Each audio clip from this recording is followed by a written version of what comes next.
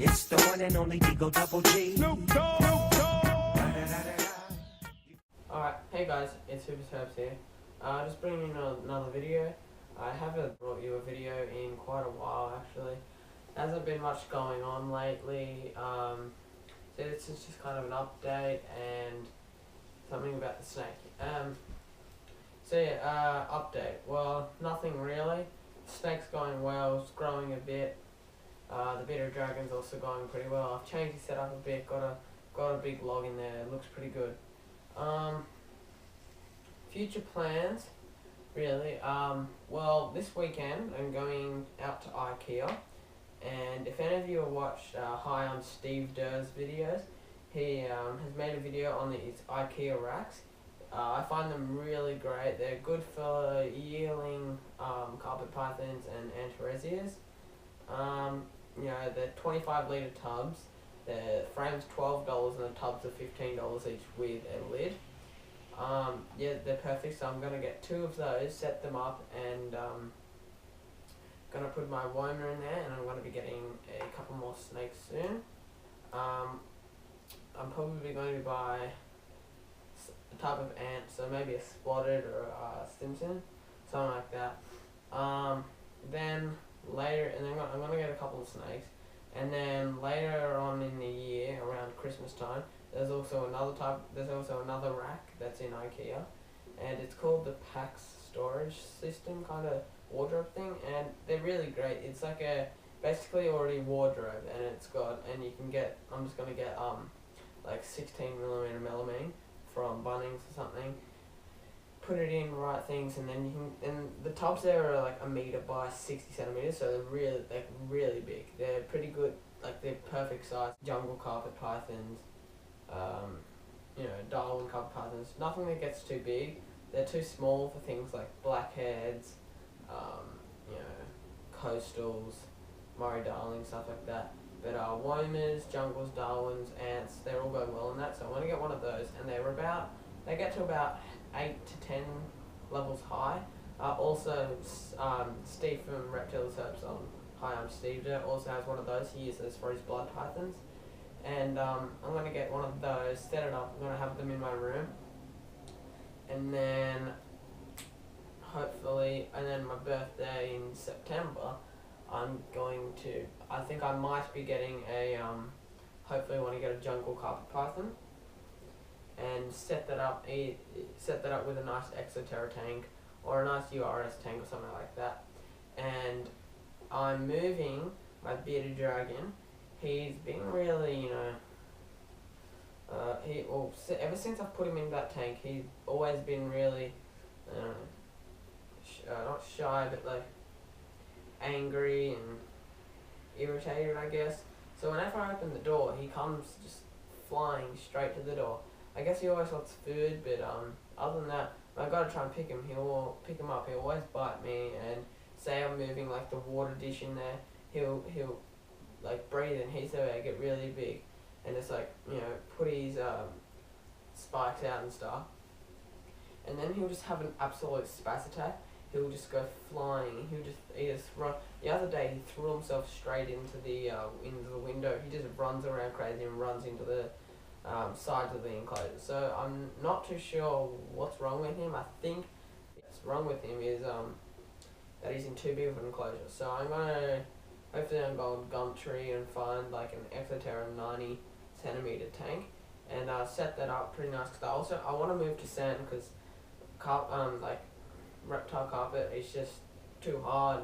Like when they do like a poo on the ground, to clean it up you need to take out the whole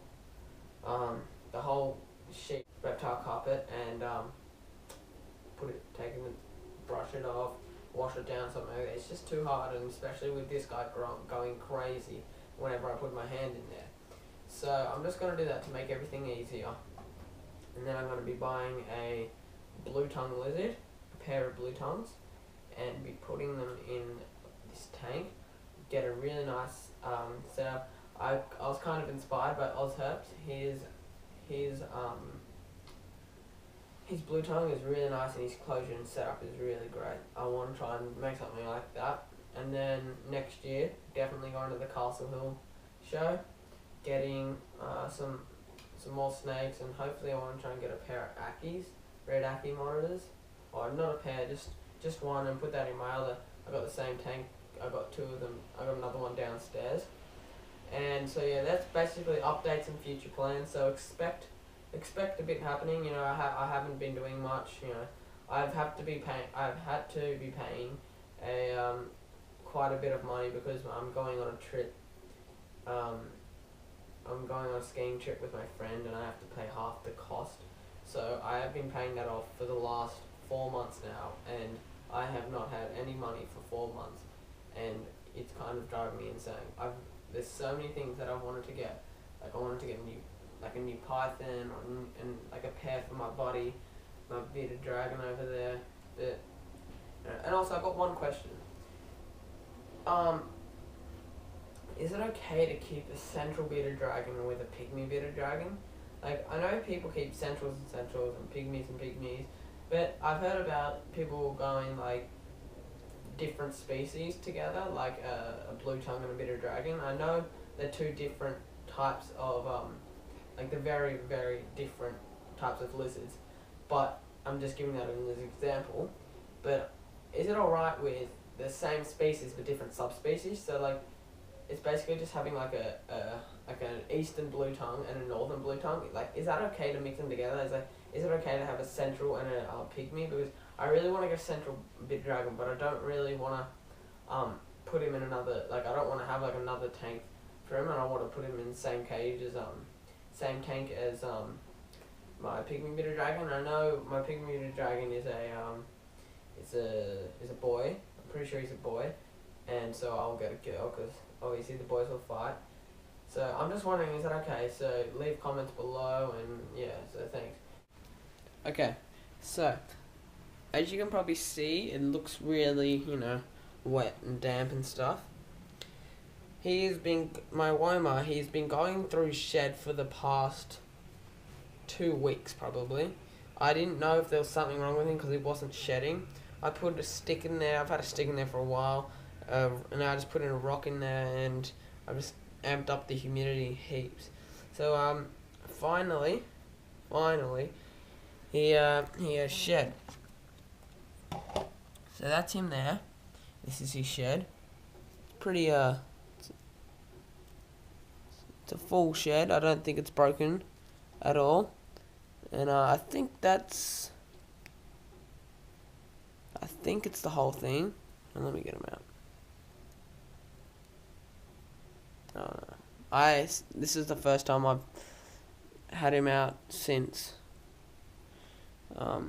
he shed. Oh, his colours are nice.